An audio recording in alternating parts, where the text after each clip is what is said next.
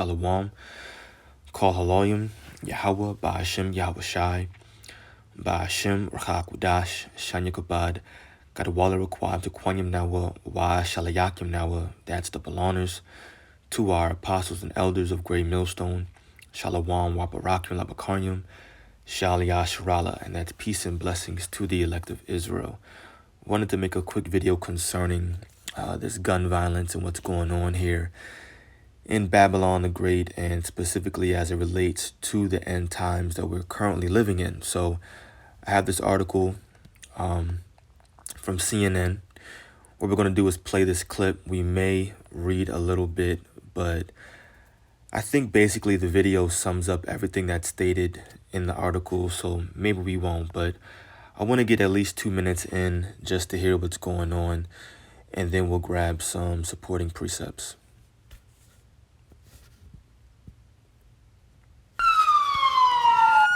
Tragedy on a near daily basis. 3 shootings at Atlanta area spas where at least 7 people have been killed. Breaking overnight, another mass shooting in the U.S. At least 8 people were killed at a FedEx warehouse near the airport in Indianapolis. I think it's difficult to not be numb. The numbers are so huge, it's almost unimaginable. Almost unimaginable, and yet increasingly predictable. On average, there's probably at least 20 times the likelihood that someone in the United States will die of a gun death than people in other developed countries. It's not just mass shooting events, which are only a small fraction of gun-related deaths in the U.S. In 2019, more than 60% were suicides. And every day, an average of over 300 people are injured by a firearm, according to researchers at Penn and Columbia. Look at that. On average, more than 300 people are injured by a firearm every day. And this is in Babylon the Great in America. And the guy said that previously. He said that in America, you're 20 times more likely to die by a firearm than any other country. Let's keep listening. Yeah. Our gun violence epidemic is a uniquely American problem. But the firearm holds a different place in our American mythology and history than it does in any other country. And we have to be able to hold both of those things as true. Which is why, in a nation that now has more guns than people, there's a renewed push to address this violence as a public health crisis. The American Medical Association began using the term in 2016. Yet recent polling from Quinnipiac finds most Americans don't agree. 45% of people say this is a public health crisis. 41% say it's a problem, but not a crisis. What do you make of that? I think those who say it's not a crisis just haven't been touched by it yet. Dr. Megan Ranney believes a public health approach rooted. Yeah, in public crisis, health crisis or not, either way, this is all prophecy. And that's why we're bringing this out, because it's relevant to what the Bible said will be happening in these end days. And so we will read a little bit of the article. That's all I wanted to get. I didn't even mean to stop it there. 144, Barakat Yahweh, Wa Yahweh Shai. Look at the time. But the title of this article says, U.S. has the highest rate of gun-related deaths in more than 25 years. And not just shooting other people, but even suicides, they said. So I'm going to jump down. Let's get right to the point. It says, the rate of gun-related deaths in the U.S. appears to be getting worse. The U.S. firearm homicide rate in 2020 was the highest recorded since 1994, according to data published Tuesday by the U.S. CDC, where Howery serves as acting principal deputy director, blah, blah, blah. Between 2019 and 2020, the overall firearm homicide rate increased about 35%, according to the new data in the CDC. The C-19 pandemic might have exacerbated existing social and economic stressors that increase risk for homicide and suicide, particularly among certain racial and ethnic communities, the CDC researchers wrote in their report. We'll read one more paragraph.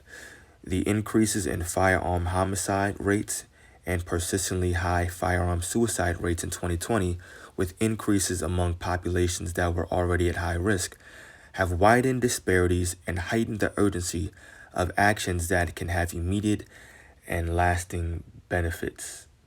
We'll read this to get this last stat.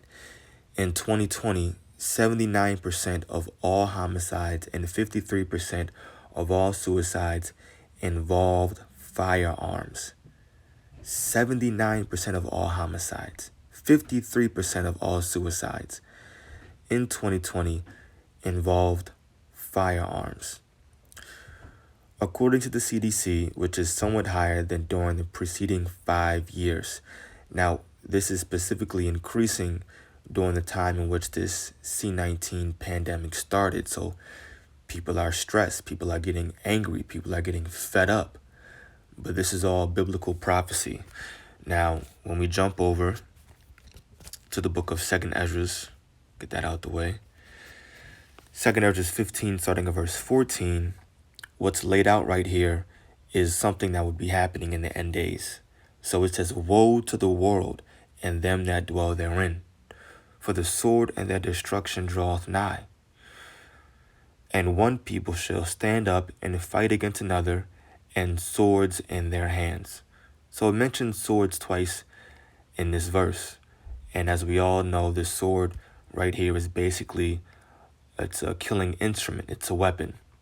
The modern day killing instrument or weapon is the gun. Verse 16, "For there shall be sedition among men, invading one another. They shall not regard their kings nor princes, and the course of their actions shall stand in their power." So people are fighting against one another with this sword, or aka the gun, not regarding their kings nor princes, aka your police, right? Your people in power, your people that have authority. Verse 17, "A man shall desire to go into a city and shall not be able, for because of their pride, the city shall be troubled, the houses shall be destroyed, and men shall be afraid." And this is what's going on right now. Yahweh Bashem Yahweh Shai has been destroying this entire country from an economic standpoint, and especially from a social standpoint. I mean, people don't even want to talk to each other, afraid to come within 6 feet because of this C-19 thing that's going around. You got your own family members that don't even want you to come in their house, talking about, "I'll meet you outside, make sure your mask is on," and still standing 6 feet apart. This is all biblical prophecy, and it's only going to get worse. Verse 19, just to finish it out, it says, "A man shall have no pity upon his neighbor, but shall destroy their houses with the sword," or aka with the gun, "and spoil their goods," meaning rob, steal, "because of the lack of bread," that's famine, "and for great tribulation." So we're seeing great tribulation happen upon the earth right now. And now we're seeing the effects. Suicide, homicide. The rates, of both are increasing ever since this pandemic, and specifically as it relates to gun violence. I'm going to jump over to Matthew 24. All of this, whether you look at this and say it's a negative thing or positive, because we look at it and say it's a positive thing, it's end time prophecy. So no matter how you look at it, the number one thing you should say is, you know what? The Bible talked about these things, and this should increase my faith. That's why we're bringing this out. Not to point out specifically the deaths and how much it's happening, but that's significant as well. But we're pointing it out to say, look, the Bible prophesied about this 2,000 years ago, or more than that. If we're talking about Ezra's time, just a little bit more. But the Bible prophesied about this, I'll say, thousands of years ago, and we're seeing it all play out right now. So this should increase all of our faith. And it should make us say, you know what? What else does the Bible prophesy of? What else is supposed to be happening? Is there anything else that I should be looking out for? That's why we're bringing out articles like this. Matthew 24 and verse 13 says, no, verse 12. It's not highlighted, but verse 12 says, and because iniquity shall abound, the love of many shall wax cold. People are angry, tired of wearing masks. They want to be what they say outside, quote unquote. Tired of being inside, want to be outside. Sick of my baby mama, my baby daddy. Want to talk to other people. My kids getting on my nerves. Look, guaranteed this summer's about to be a little crazy. Not super crazy, but you're going to see some things happen because not only are people tired of this pandemic, now they're talking about the numbers are increasing at a time in which it's supposed to be summer. The sun is out, so it's supposed to be getting rid of the pandemic. But not only are numbers increasing, but now the kids are out of school. So you're going to see parents getting tired of their kids. Watch. You already got people, this one lady throwing her infant child in front of a truck. Stupid things like that. But iniquity is abounding. People are angry. Sin is increasing. It's at an all-time high right now. So the love towards one another is just waxing cold. It's worse and worse, meaning it's diminishing. That's what it means by waxing cold. Let's see what that says in the NLT. Cold. Okay, everything says cold. Love is diminishing. That's what's going on. Let's jump down to verse 21. It says, for then shall great tribulation, such as was not since the beginning of the world. For then shall be great tribulation. I missed that word. I think I did, but it's important. For then shall be great tribulation, because this is an end time prophecy. Such as was not since the beginning of the world to this time, no, nor ever shall be. That's why we got to slow down and make sure we're getting everything, because it's important. Every single word is important. So the time that we're living in is going to be the worst that's ever been. Let me grab one more precept. An end time prophecy that was written in the Old Testament. Isaiah 19, getting right to the point, verse 2. And I will set the Egyptians against the Egyptians. This is talking about America. A code name, one of the various code names for America is Egypt. So the people in Egypt are the Egyptians, like the people in America are Americans. So Egypt is a code name for America. And so the Bible says, I will set the Egyptians, or AKA the Americans, against the Americans, the Egyptians. And they shall fight every one against his brother. And what's going to be in their hands? The sword, the gun. And every one against his neighbor, city against city, and kingdom against kingdom.